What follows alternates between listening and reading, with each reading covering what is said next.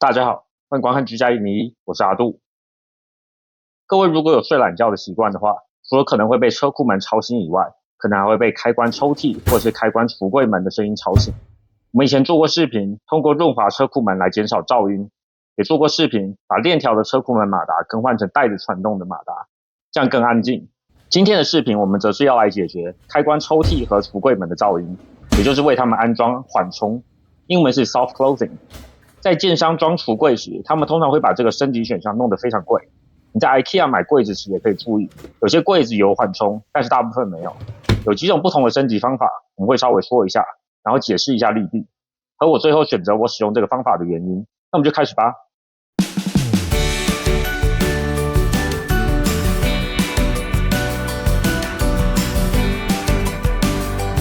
首先我们来看抽屉，抽屉的缓冲安装是比较困难的，也是很多人直接放弃自己安装缓冲的主要原因，我也是其中一人。但是我们会使用的方法并不会很困难，我会来做解释。首先我们先把抽屉拆下来看看结构，这些抽屉拉出来，然后向上30度角左右抬一下就可以拿出来了。我们可以看到抽屉底下有轮子，这些轮子架在橱柜里的轨道上，滑动前后来开关抽屉。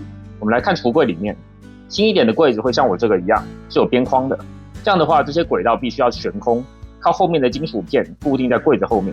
如果是老式没有边框的柜子，这些轨道可能会直接固定在侧边。如果可以固定在侧边，我们可以买有缓冲的轨道。大部分的人在这里会嫌这些轨道有点贵，但是我觉得这不是问题。虽然这个轨道在 Lowe's 或 Home Depot 大概一对是$20左右，但是如果多买几对的话，其实我们在 Amazon 可以找到平均大概一对只有$9到$10的。所以我们来说说我不用这些缓冲轨道的原因。第一，单就这些轨道的话，只能固定在侧边。如果要有边框的橱柜安装上这个的话，你需要有对应的金属片，这9x9是不能用原先固定轨道的那个金属片，购买金属片又是额外的费用，平均一对是$3左右。还有就是像我这个好像是粘上去的，硬拆下来可能会损坏柜子的后面。第二，这个缓冲轨道差不多需要固定在抽屉侧边的中间，然后原先下面的轮子需要全部拆掉，然后原先的孔全部都不能重新使用，会留下一大堆多余的洞，然后你又需要为新的轨道打一堆孔，而且这种轨道两边都需要完全换掉，工程量很大，所以就算不考虑价钱的部分，我也强烈不建议这样做。接下来我就来说说我使用的方法吧。这个方法非常简单，价钱也相对便宜，让我心生怀疑，觉得可能没有这么好的事，导致我犹豫了很久，说要不要试试。但经过我的尝试，我觉得效果还是很满意的。这个方法也不是很完美，我在网上看到一些问题，我们之后会说说。这就是我们要使用的方法，这是一种额外加装的缓冲装置，我们把它拆开，里面有缓冲器、白色的塑料片和一些螺钉。我们来看看里面的说明书，我们可以看到它基本上就是装在原来的轨道上面，不过这说明书上的安装是只有说明如何安装在没有边框的抽屉上面。不过其实它网上安装的示范是示范安装在有边框的抽屉上的，不过这其实我是有疑虑的，我们之后会说明。它是靠这个白色的塑料卡在这个卡槽里，就会实现缓冲。往外拉的话，它需要施点力，就可以离开这个卡槽圆弧的部分，把抽屉拉出来。使用这种方法，我们不但不需要把原先的轨道拆掉，而且我们只需要安装在柜子的单侧，不需要两边都装，需要打的孔也很少。它一次卖2个，价钱差不多是$16，也就是平均1个$8左右，也不需要额外买后面的金属片，听起来很完美。所以我们就来说说几个在我购买前很犹豫的部分。第一，它虽然支持直接安装在柜子的外框上，但是如果只靠这一点支撑，我很怕受力多了之后，柜子的外框会损坏。所以我看网上还有卖一种专门的塑料隔离块，让它可以在柜子的内侧多一个支点。我不想多花钱买塑料块，所以我尝试使用2种方法，一种就是直接用大一点的螺钉悬空固定，另外一种是使用一些多余的木头片，把它垫起来到那个厚度。我不太会用 3D 打印机，不然也可以自己把这个东西打出来。第二，我看到有人抱怨这个部件经常购买来时，这些塑料部件就已经损坏了。我买了这一对，我发现也都在前端的单边也各有损坏，所以损坏率还是挺高的。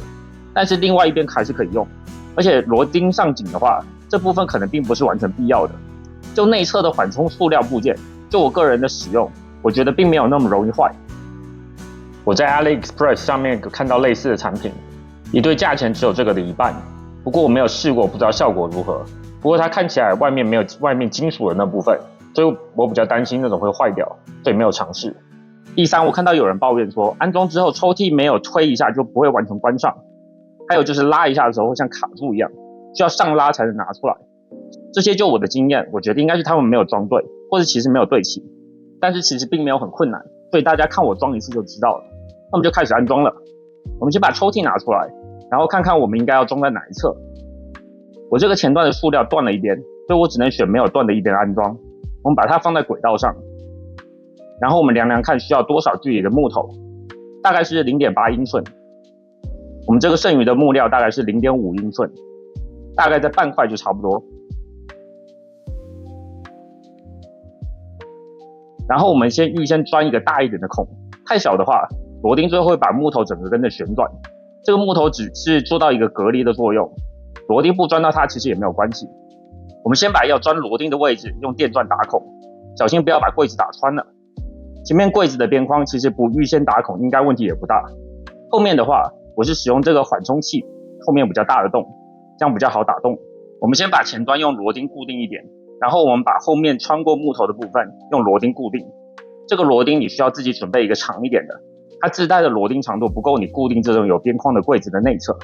你可以看到，我这是算是一个失败的例子。我在旋转螺钉时，木头也在转，所以我说洞最好钻大一点。我这个洞太小，木头跟着转了几次之后，直接就碎了。不过我发现其实没有隔离也还好，抽屉是前后拉的，这个螺钉有达到固定的效果。侧边压它会动，不过抽屉是不会这样移动的。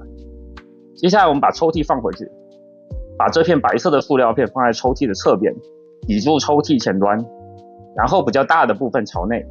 这个安装的高度要刚刚好在安装的缓冲器上，最好完全不要接触到，只要它能够刚刚好滑入那个像钩子一样的槽就可以了。一样可以用电钻先打孔，一样注意不要打穿了。然后我们将这个白色的上去，把抽屉推进去时要先抬一下，因为里面的缓冲器可能不是拉到最外面，所以没有办法直接滑进去。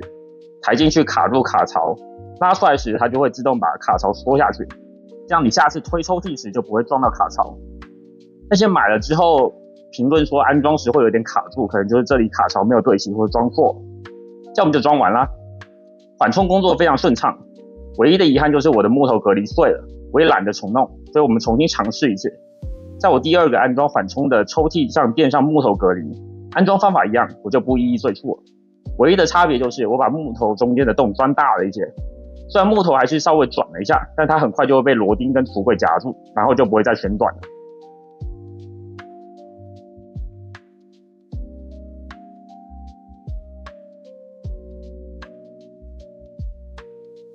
这次就完成得非常完美，放入抽屉，一样安装白色的部件。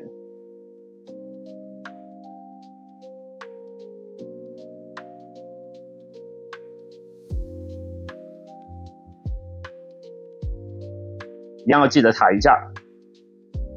我们试试，一样工作非常顺畅。像我们的抽屉缓冲就装完了。接下来是橱柜，橱柜的缓冲一样有两种做法，一种是安装一个阻挡器，这平均一个大概2到3美金；另一种是直接更换轴承关节，这一个大概1.5美金。不过这一扇门需要2到3个，所以其实要3到4.5美金。我们两个都会尝试，两个方法各有优缺点。虽然更换轴承关节比较贵，但是我更建议那个方法。不过各位可以自己看看优缺点后自行判断。那我们就开始啦。首先我们先使用这个阻挡器，这个阻挡器后面有一个旋钮，旋转弄松可以减弱阻挡的力度。我的小孩现在比较大了，我们可以把这些安全锁拆掉了。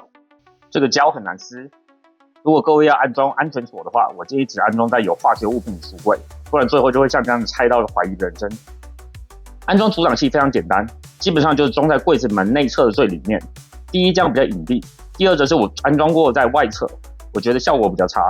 虽然有缓冲，但是会先听到撞击声之后才会有缓冲。内侧它一开始就会接触到，所以可以持续缓冲到关上。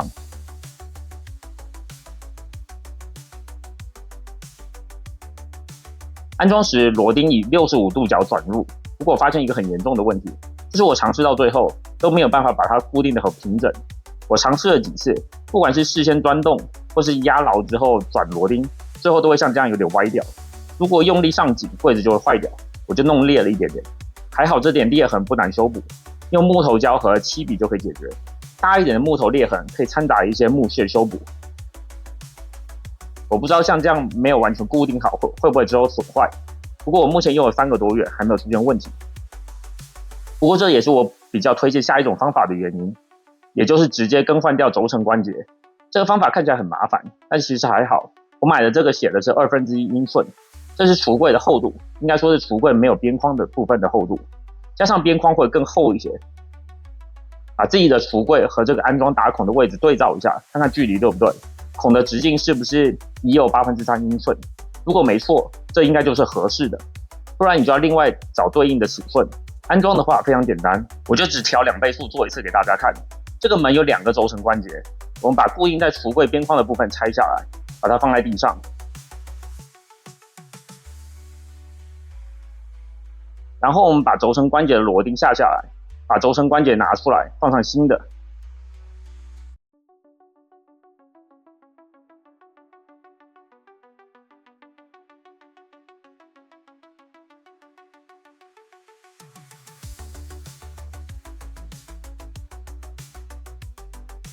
然后把这个螺钉转回去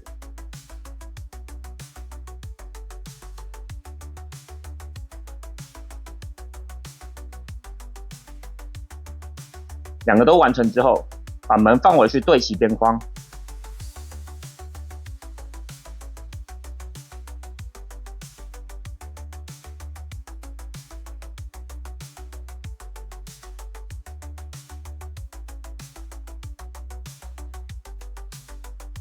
把螺钉固定在原先的孔上。总共花的时间大概只比2分钟多个十几秒，放2倍速大概就1分钟，也就是大概装一个轴承关节只需要1分钟，很快就可以完成。当然，你必须要像我一样使用这个电动的螺丝起子，这非常好用。如果各位经常安装东西，我强烈建议买一把。装完之后，我们来看看效果。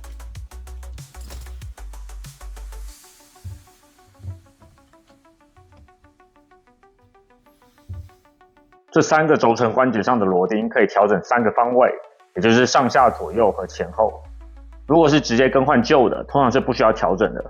我也尝试只更换1个轴承关节，看看能不能达到效果，但是我发现不行。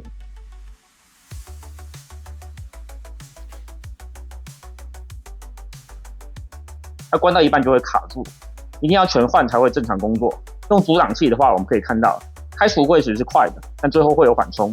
而更换轴承关节的话，它关门会有很强的阻力，而且我并没有看到说明书有介绍调整这部分的方法，所以你必须要学习，不要用力去推它，就随便关一下，让它自行关闭。我其实比较喜欢前者，但是我对阻挡器没有办法固定好，还是有一些疑虑的。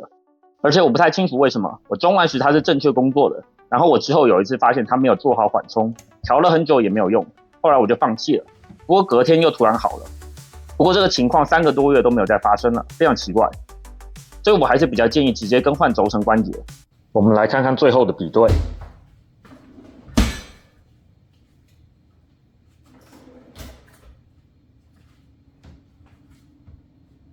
不管是抽屉或是橱柜的缓冲，我觉得都工作得很好。抽屉的部分和我们以前装门工器时一样，要打开时需要拉比较大的力气，而轴承关节我们需要避免用力去推它，这些需要一些时间去习惯。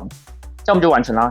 如果您觉得视频有帮助，请按赞、订阅并开启小铃铛，我会尽量更新各种居家建议，希望对大家有帮助。非常感谢，谢谢收看。居家101内容主要分为维修、维护、安装、升级、清洁以及产品使用的心得。希望各位以最少的经费来达到最高的生活品质。各位用不到这些技能自然是最好，但是如果遇到，希望视频能对你有帮助。谢谢。